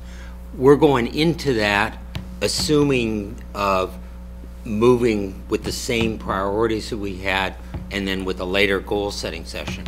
But part of this, I think, is that if you haven't been on the Affordable Housing Committee, or really there was a reason like you didn't listen to the stuff before because you weren't concentrating on housing, that there may be a value, and it's one of them that will be presented to you. And the way it was going to even present the priorities to you, eliminate 2 of them that we've already done, but take those 10 and get to the ones that are the most, like, you need information and you can ask questions that. So if it seems like you might not be prepared to do it tonight, one idea might be is to table it to a time certain, which could be next meeting. And then after you hear the priorities and some say, yeah, I agree with those going forward, or no, here's like the 4 that were given to them, that were presented. Here's the 4 that you're going to be asked to say on a work plan for the next year to go forward with. You say, okay, I've had a chance to think about this or read some of the last one, or you can ask as much as you question, because then it's that's why we're asking you if you'd come in at 5 or 5:30 to have maybe a 45-minute discussion just on this topic. And just to clarify some of my comments, the rest of these proposals in the packet tonight, I'm fully prepared to move forward with. This one in particular, to me, because of what's going on down in Salem, I kind of want to see what they come up with, and then if we can augment that, that's great. And plus, I'd rather see us do like we've done on our priorities with TVF&R and some of the other affordable housing issues that we've had the council look at. Let's hit them, get them done. And what I'd like to see is the other ones implemented and really focus on. I feel like since I've been on council, we come up with 13 goals, and then here you go, here's 13, let's do them all. In this case, and I think moving forward in this term for me, it's going to be less about let's do 27 things all kind of, really shallow. Let's dig into these 5 things and get them done comprehensively and well. And that's what I'd like to see us do on the other resolutions that are in the packet tonight. That's why this one, I'm willing to sit on it until June, July, when we know what the legislature is going to do. And then hey, maybe this is something we need to bring up again. Maybe it's a zone change. Maybe it's a circling an area of town that could support these types of housing solutions. Maybe it's a community-wide solution like this is written. So that was kind of, the more I think about it, kind of how I'm handling this particular resolution. So I'll just, one comment, and well, first off, full disclosure, my day job, I work for Habitat for Humanity. And secondly, I'm a member of the group called Housing Newberg, which is the private group, not the city group. So just so that it's clear, I mean, this proposal came out of Housing Newberg, which is a group of now more than 40 people that are concerned about the issue of housing in our community. So they're major employers, the faith community, builders, developers, city staff. et cetera. So up to 40 people. And this was a suggestion that came out actually because this is something that's been in place in McMinnville for 30, 40 years, where you can build, particularly on corner lots in the R1, you can build duplexes. You remember, you're also bound by the lot size that you're presented with. So currently at 5,000 square feet, building a duplex or a triplex, you're still going to have the parking requirements, setback requirements, and all of this, so lot coverage. So it's not, I think it's just trying to give, the original thought of this was to try to give more flexibility to builders to potentially put in more units in a defined area. Now, we just happen to be ahead of the curve in the people in Salem, I guess, that we came out with this before they did. But I don't know that that's necessarily a reason not to move forward to open this discussion anyway. It was one of the approved, so we came to the City Council, Housing Newberg did with 9 proposals. 4 of them were moved forward at that time. 2 have now been accomplished with 2 more to go. This is one of those. So I think that's sort of more of the historical background on it. The other thing that I will say is that anybody who's been around to see a zone change, particularly in upzoning, that it gets very challenging to say to neighbors, we're going to put in more people in your neighborhood. We only have to look far as Diskin's Commons to see what happened with that. Now, again, that was not just higher density, that was also a certain degree of NIMBYism, if I can say that. Sorry, but I think that's probably true. So I think that that's something that we will face as we try to. And I know at the meeting just recently with Housing Newberg, I mean, a suggestion was brought up, well, why don't we just reduce minimum lot sizes for all zones? So I mean, I think people are thinking about it, and that's where the genesis, I guess, of this particular one came from. But if again, if we're comfortable to table, I don't know if that jams up the work for the staff more or not. So, Doug, a thought on that, or does that not enter into the equation? Well, I think I'd take one step back, Mayor, and that is, back in September, we brought forward, based upon a land use action, we came back to council and looking at what the work program would be on affordable housing. So we had already done the Housing Newberg work back in December of 2017. Questions came up about manufactured homes and regulations to try to preserve and protect those. Council then directed me, the council directed me to go back and talk with the Affordable Housing Commission. They directed me to go talk with Housing Newberg, get their input and feedback, and then come back to the council with that information. So I now have done that. I've been to the Affordable Housing Commission twice. We've been to Housing Newberg. And the short of the story is everybody's still on the same page of do the construction excise tax evaluation and do the missing middle duplex triplex. So that report I have to bring back to you at your first meeting in March to say this is what the group said, but now you've got the preview of what they've said. So getting to your question about what does it do to the work program, well, we always have lots of work to do. There's nothing lacking there. But it's also my job is to try to weave together all of these different activities that we've got going on. So we're working on this riverfront plan. We're working on the housing needs analysis. We're working on the urban growth boundary expansion. We're trying to do things in the downtown.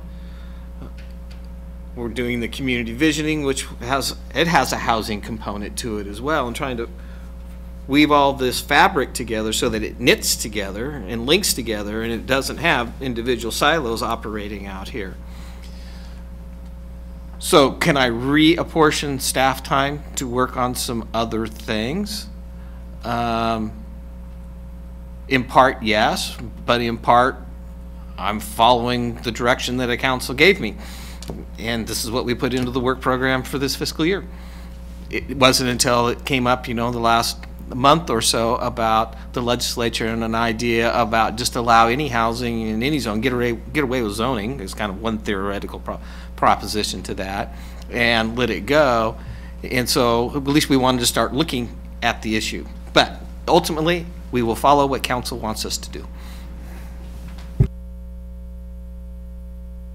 the first hearing of, Codex Bill is HB 2001, and the first hearing of that is on the 11th. And it's scheduled for basically the Human Services one, and then it would move from there to Ways and Means.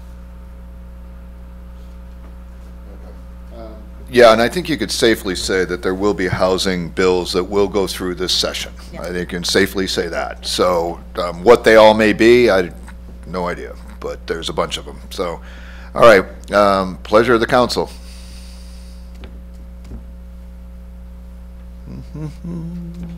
Anyone? You've got before you, pass it, don't pass it, table it.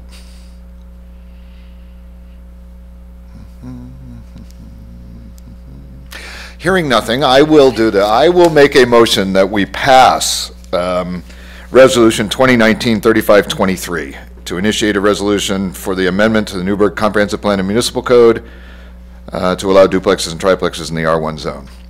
Do I hear a second? We've got a second from Elise. Further discussion? Hearing none. Stephanie. So I am very conflicted about it, but I do see the value in getting the information. If we're not locked in, you know, I mean, if what I'm hearing is we're not completely locked into this, that we could get enough information to say, I mean, we need housing in this community, and we need affordable housing, and I think we need to balance density and sprawl, and this is one way to do that, and I appreciate that, and I really want our community to look more to that balance, and so I guess I am less skeptical if what we're going to get is a lot more information, because I think information helps. So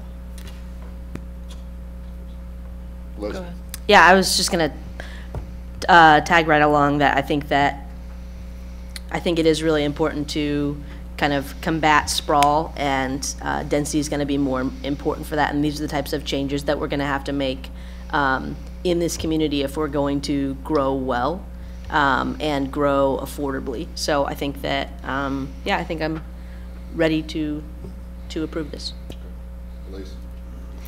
All I was going to say was to try to articulate better what I was trying to say earlier, which is just, I'm not proposing that I'm going to vote in favor of this once the information comes back, but I feel like it's completely irresponsible to ask a group of 40 people that are experts in the field to spend a ton of time to put together a proposal and then not allow us to get the information that they're proposing. Yeah. So I don't want to keep having these committees of people that are spending all this extra time of theirs if we're not even going to allow for information to come back. I would say that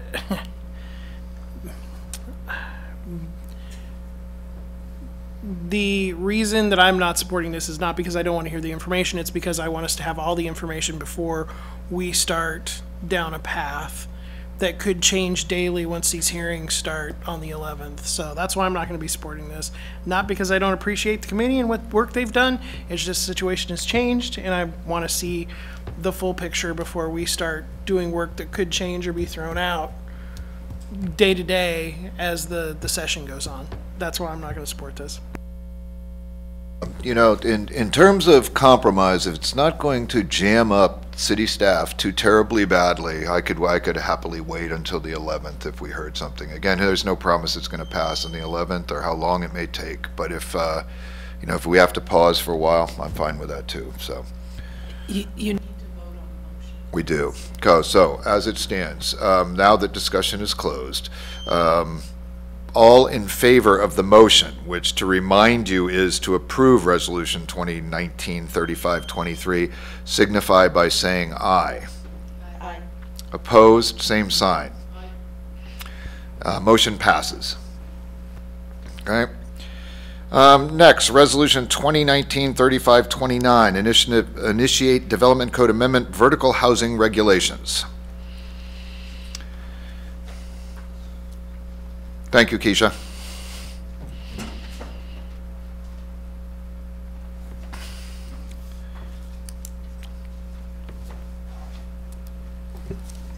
Good evening. So I'm here to present this resolution 2019-3529 for vertical housing. And where this came out of was the Newberg Downtown Improvement Plan. This was one of the action items within that plan. And there's other cities within this area. Beaverton has one of these programs, Oregon City, as well as Milwaukee, and there's other ones as well. And how this works is it's a tax abatement and allows up to 80% partial tax abatement of improvements over a 10-year period.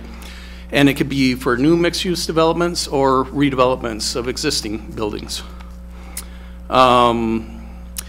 It doesn't cover land. However, if there's an affordable housing component to that, then that land, there could be some benefits to the land in partial tax exemptions. And how we would accomplish this is through an overlay district. So Beaverton, I think, has like 4 of these districts. So you could look at different areas around the city and say, okay, this is an appropriate area for it. And we have other overlay districts like Stream Corridor and things like that within our development code. And the way the tax abatement works, for the one equalized floor of residential, you'd have 20%. And then the first floor is going to be, it's a mixed-use building, so you'll just have, you know, commercial on the first floor. And for 2 equalized floors, you'd be looking at 40% tax abatement, 3 equalized floors, 60%, and 4 equalized floors, 80%. Applicable council priorities, you have Goal 8, encourage affordable housing. Goal 11, implement Newberg economic development strategies, and there's 2 strategies that are specifically applicable here. Strategy 2.1, revitalization of downtown Newberg, and then 2.3, redevelop vacant and underutilized commercial retail or commercial and retail sites. So our recommendation is to adopt resolution number 2019-3529, initiating and amending the Newberg Municipal Code, Title 15 Development Code, to provide vertical housing program. And again, this is just to begin the work. There's nothing that's going to immediately take place. We'll take it before the Planning Commission, do some work sessions, get something that is the corners kind of rounded off, so then the council will also have the opportunity to take a look at this and make changes as they would see fit. And that concludes my presentation. Questions? Anyone? No? All right. Thanks so much. All right. All right. Discussion, anybody? Discussion? So, I'll go ahead and start. Patrick, Yeah, I'm sorry. go I feel for like I'm it. talking a lot tonight. I know of projects in the local area that people have looked at property and wanted to build something like this, and the numbers didn't pencil out, and so it didn't happen. And I've seen other communities face that problem too. And when I look at something like this, this is a way that would help the long-term financial viability of projects like that could bring more people to downtown, to bring more vibrance to our cultural district, bring more vibrance to our downtown businesses, bring more traffic to you know, everything that's happening downtown or wherever else we were to put these districts. So I'm going to be in support of this, and I'm really excited about it. I especially like the fact that it looks at housing for low-income persons, and the fact that it is also temporary. It's not a permanent tax abatement, but there's a sunset on it as well. So, you know, if we can get more projects like this, I think that would be a benefit to our community, especially when we're looking at the workforce issues that we're facing, and the stories I've heard about people driving from God knows where to work at the Allison or work at other areas in our community. So that's why I'll be supporting this tonight. Yeah, okay. I would move that we pass resolution 2019-3529, a resolution initiating an amendment to the Newberg Municipal Code, Title 15 Development Code, to initiate a vertical housing program.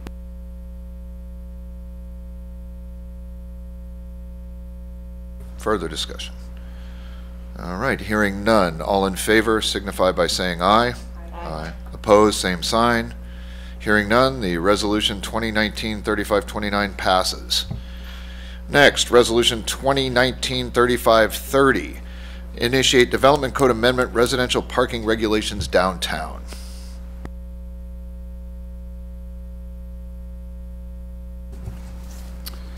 Okay, and again, I don't think I introduced myself. My name's Keith Leonard. I'm an associate planner here with the city of Newberg. Okay, so once again, this is an item that was in the Newberg Downtown Improvement Plan, an action item, specifically on page 29.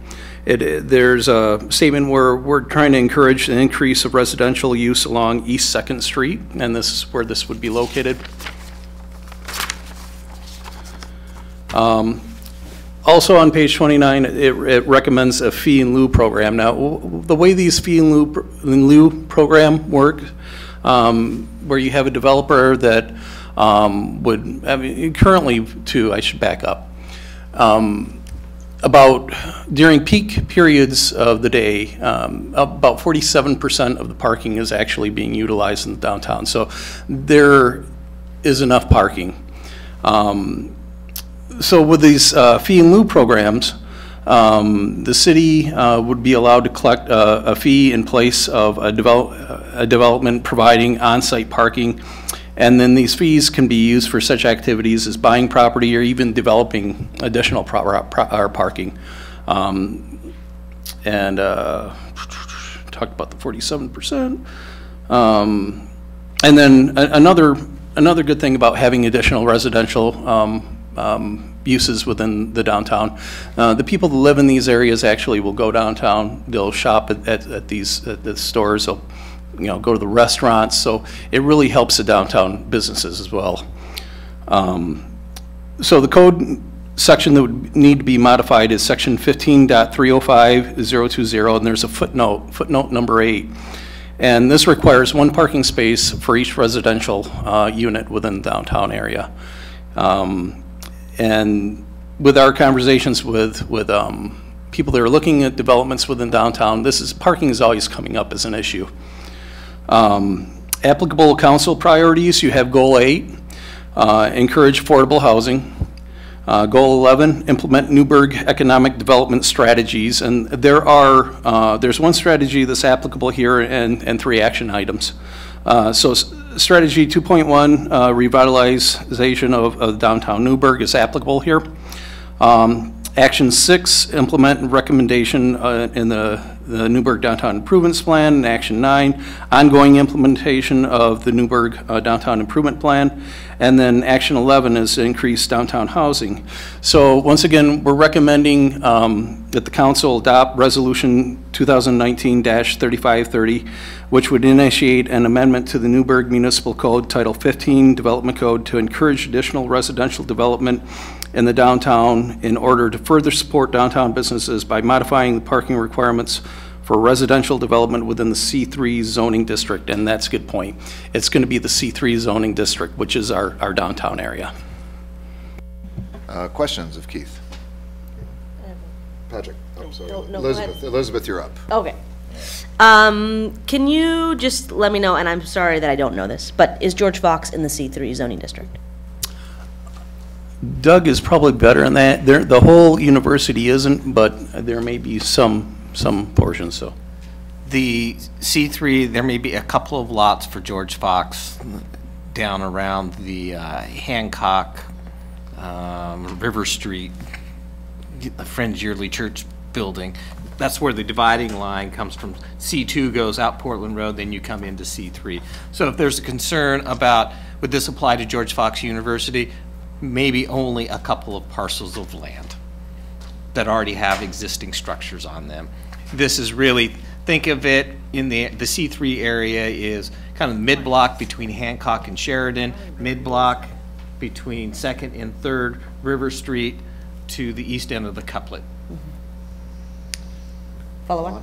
So my fear would be that as George Fox continues to buy up property that seeps into this kind of C3 zone, I would feel much more comfortable, and I know this is just the beginning, but just stating it now, that if we did some sort of maybe exemption or said like this doesn't apply to the university, because that I think could be a big issue going forward. So that's where I'm at.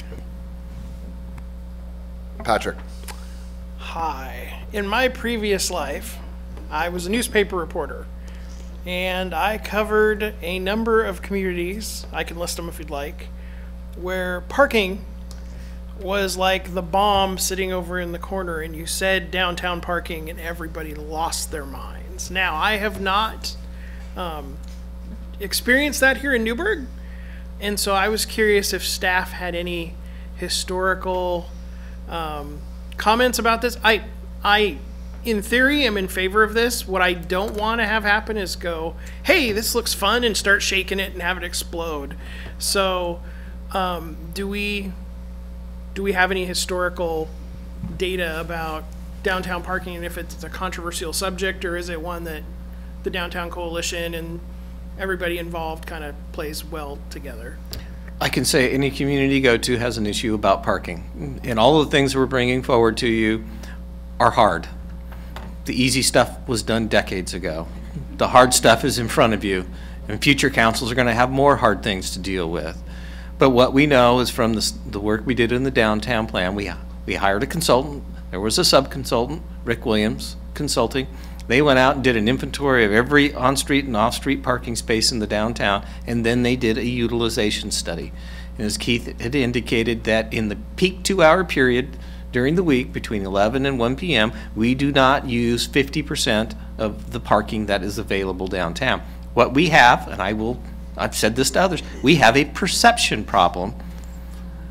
Perception problem that is, if I can't pull up in the street and open my car door and take 5 steps and walk through the door of the building, then there's a parking problem. Yes, we have some hot spots in the downtown area. You can say from Howard to College. You can say around the post office. We've mapped that. We've got some heat maps that are in that study. What we're looking at here is how do we address the issue if we're trying to capture an additional 200 to 400 residential units in the downtown area, and people are talking to us about opportunities to build, and when we bring up, oh, you have to have 1 parking space for every residential unit that you develop. Well, then you look at the lot sizes for doing these infill developments. We know we're not talking about having a parcel that's several acres in size. We're often talking about parcels that may be a few thousand square feet. It may be 10,000 square feet in size. And if you're trying to get housing, it's really saying, we don't want the house. Well, one could say, we don't want the housing downtown. We'd rather have commercial on the ground floor and then put offices above. Or put vacation rentals above, because vacation rentals don't have to provide any parking. If you're a commercial business downtown, you are not required to provide any parking. So the theory was, when we were putting together the downtown plan, working with the consultants, is could you have a different system where it provides options for the developer? One option may be you can provide your parking if you want to. An option could be that you provide a percentage of your parking on site and you pay an in lieu of fee on the cost of what it would take to buy land, design, build parking. The third is you don't provide any parking, and so these are the bookends now, and say you pay a fee for all of your parking, and then we look at where is strategically the best places to have parking where we're seeing development occur. Could we buy up potentially an underutilized vacant lot and put in some surface parking? Could we potentially build a parking garage someday on 2nd Street? We already own the property there. How do we strategically do that? And so as we go through this process, we're going to be looking at all of that. Will there be people who will say, oh my goodness gracious, parking has now become a huge issue? Yes, there will be people who say that. But until we look at all of the data and come up with different ways and analyze it, talk with the Planning Commission again. We'll be talking with the Downtown Coalition. We're going to have to talk with businesses and property owners downtown, and then have information to be able to come back to the Planning Commission and say, okay, here's ideas, here's options. What do you think? And eventually they would make a recommendation to the council, and you'll hold a public hearing, and you'll make some recommendations. Doesn't say you have to approve anything.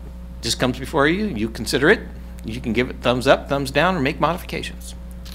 Follow on. And what I'm trying to determine, Doug, is if this is going to be a firecracker or something lethal. So what I'm trying to determine is I want to be prepared going into these conversations to where if this is going to be a tough political fight or something that's going to be super controversial, I know that going in, and I know, okay, I need to do some upfront work, a lot of upfront work. Now, if we're just passing vertical height standards that everybody agrees with, I don't have to do a lot of upfront work. If this is going to be something that's going to be, of the three, this is going to be the hot potato, I want to know that so I can go out and start having conversations. And that's all I'm trying to determine. I don't know yet. Okay, and that's It's a great question, Yeah. but we haven't gone out and talked with anybody. Okay. Yes, there was conversations when we were putting the plan together, and it wasn't, nobody was saying absolutely no, nobody was saying absolutely yes, we just got to look at it. This, again, is for council to say, staff, go start this. You know, I've given Keith, I said, you know, this is a project maybe we'll have done by the end of the calendar year. So this is not an immediate rush. There's a lot of work and activity that has to, a lot of education that has to occur to see if this is going to be workable or not. Okay. And one last one, and this is just an overall comment. I really want to commend staff for coming forward with these three, the vertical height, the parking, and then the last one, which I just forgot. Yeah. The commercial space, because it is an excellent way to vitalize downtown without spending a ton of money on our side. And without the other tools that we could have in our toolbox, like enterprise zones or urban renewal districts or building, you know, cool projects out there and spending millions of dollars, here's a way we can help kind of facilitate some vitality down there without spending a whole ton of money. So I really want to commend you guys for taking on two issues. One, vitalizing downtown, and two, affordable housing. I think that that is exactly the type of stuff and type of solutions that we should be looking into. So thank you. Any other questions for staff? We do have public comment. We have proponent Robert Suppy.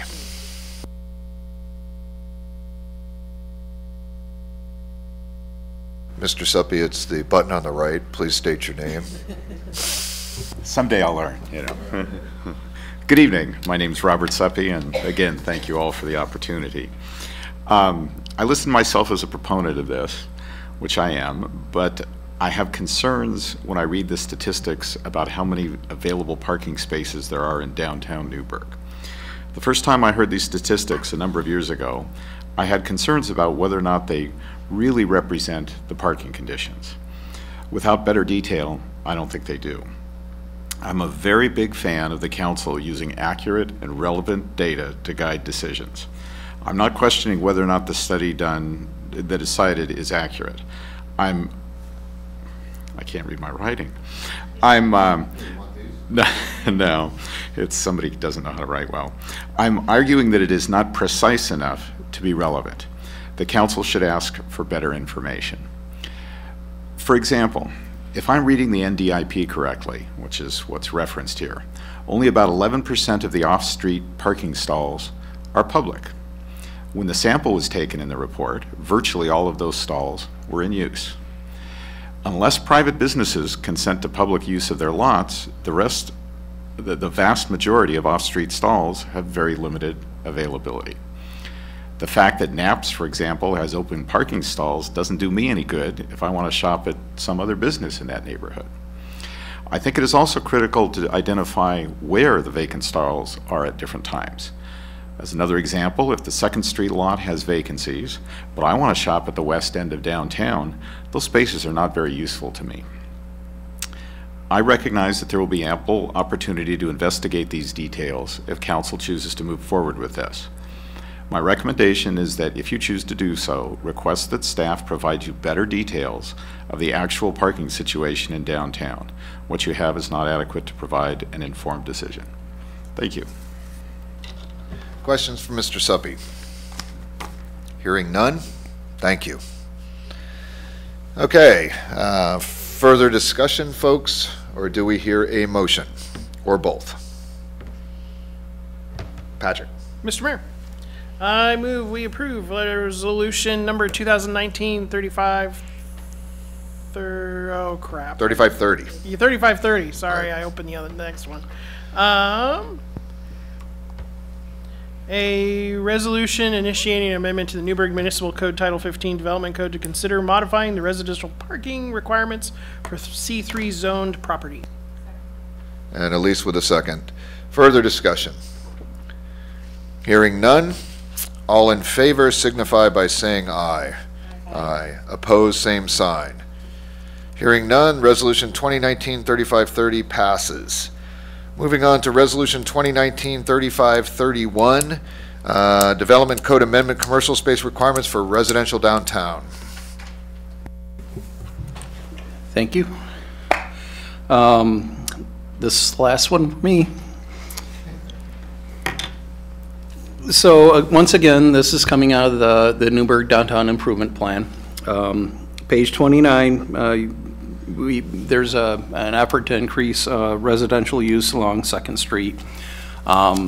This currently requires 30% of the first floor to be commercial, and in some areas that might not be appropriate. First Street is your kind of your main business area along with Hancock. There might be appropriate areas where commercial would work out. And the other thing this doesn't do, it doesn't tie the hands of a developer from proposing commercial. This is merely providing additional options. So the code section that we'd have to look at is section 15.305.020. Once again, one of these footnotes. This footnote number 5 only allows, as I said, 30% of the first floor of a building to be residential. So the bulk of it would have to be commercial. And if you think about 2nd Street, there's some areas where it would be tough to see that all happen unless the lots were all consolidated. Applicable council priorities: Goal 8, encourage affordable housing. Goal 11, implement the Newberg Economic Development Strategy, and there is a strategy there, 2.1. And actions 6, 9, and 11. 6 is the implementation of downtown, the Downtown Improvement Plan. Ongoing implementation of the Newberg Downtown Improvement Plan is action 9, and 11 is increased downtown housing. So our recommendation here is to adopt resolution 2019-3531, initiating an amendment to the Newberg Municipal Code, Title 15 Development Code, to remove commercial use requirements in the first floor of buildings along East 2nd Street. And that concludes. Thank you, Keith. Questions for Keith? Anyone? All right, thank you. All right. Do I hear a motion or further discussion? I have further discussion. You have further discussion, Elizabeth. All right. So I think this is a great thing if we're encouraging affordable housing. However, I think that it would be better if we said that we should remove the requirement for first floor commercial use along East 2nd Street as long as there was some requirement for affordable housing to be within the unit. My fear being if we're really trying to encourage affordable housing, that's great, but I don't necessarily trust somebody to just build affordable housing because we changed the code this way, hoping that it would encourage it. So I would actually, yes, that's my proposal. The clarification, is it specifically for affordable, or are we trying to get housing downtown, period? Housing downtown, period. Okay, all right, thank you. All right, further discussion or comments? Patrick? And so what I would say is that those comments are on the record, and obviously when staff takes this to the planning commission, they'll hear that, or you will share that with them. So I don't see a need to change this tonight, but just, thank you for putting it on the with that, do we have a motion? Sure, why not? Come on, go for it. Mr. Mayor, I move we pass resolution number 2019-3531, a resolution initiating an amendment to the Newberg Municipal Code Title 15 Development Code to remove the requirements for first floor commercial use along East 2nd. Have a second? Second. Stephanie on the second. Further discussion? Question's been called for. All in favor of Resolution 2019-3531 signify by saying aye. Opposed, same sign. Hearing none, resolution passes 5-0. All right. Last but not least, on new business tonight, we've got Mr. BioWare. Community visioning. Here we go.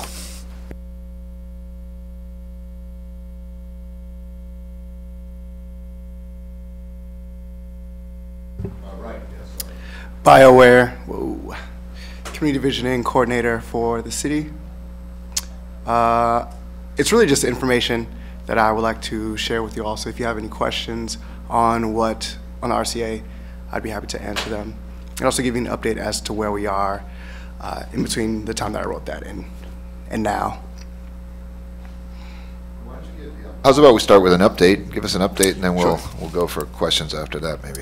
Yeah. So we have. So in the packet there is there are two community profiles, two different types of the same community profile: communications plan and the stakeholder matrix. The stakeholder matrix entails 39 interviews or group session participants. We shot for 50, didn't get there. And I also mentioned that we had, I think, two advisory committee meetings. We've had another one since then, and we've also had a planning team meeting, as well as a community core volunteer orientation meeting as well. And then looking at my count, that's tomorrow night. It is. It is tomorrow night. Okay. Tomorrow. All right. So that is the sort of the kickoff. Is that right? Is that my understanding? Right. It's a kickoff event. It's designed to get more volunteers, as well as give the community a chance to see what we've done so far. So in that, one more update. So we've refined the topics that we'll be discussing for the vision. They are. It's in part refinement and part rebranding. So it is community engagement, community leadership, economic development, livability and development, community identity, and cultural assets. And I can give you more of an explanation as to what all of those entail if you'd like, but that's what they are. Right. Questions, folks? Hearing none. Wow. Good luck with the event tomorrow, right? I hope you get good turnout and everybody shows up. Well, there's one way to ensure that people will show up. Show up? Exactly. Yeah. I'll see you all there. Gotcha. All right, cool. Anything else? Bio, I'd like to say thank you, right, for doing this for us. I think it's very important, and I'm just glad you're doing the work for us. So thank you so much. No problem. Okay, thank you. All righty. I've got on here council business. Do we have other council business?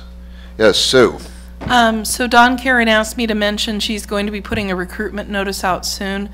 We generally do recruitments twice a year for city committees, but we do have a vacancy on citizens rate review.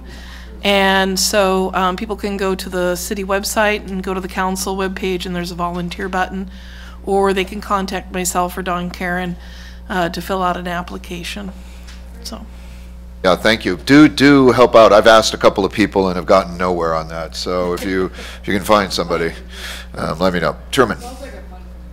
I can tell you from experience, it's awesome. Truman.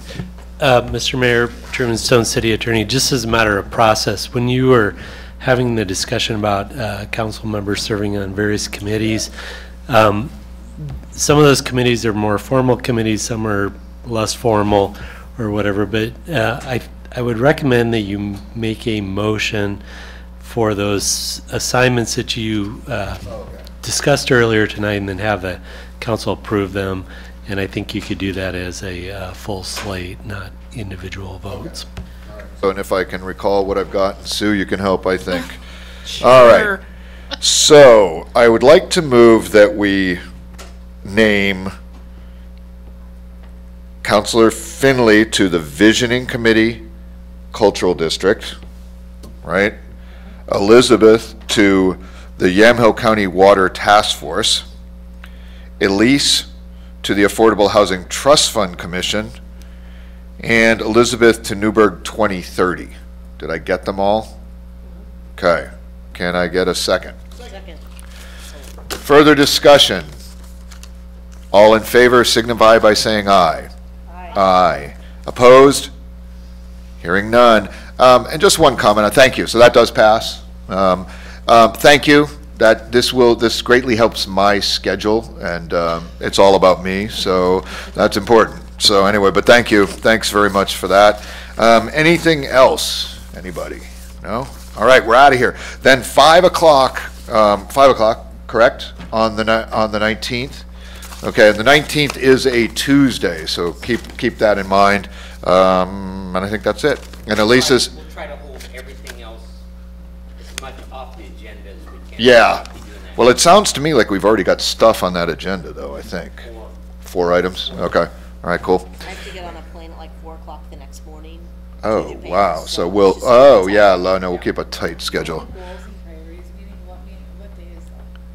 Same day, that's, that Tuesday, the 19th.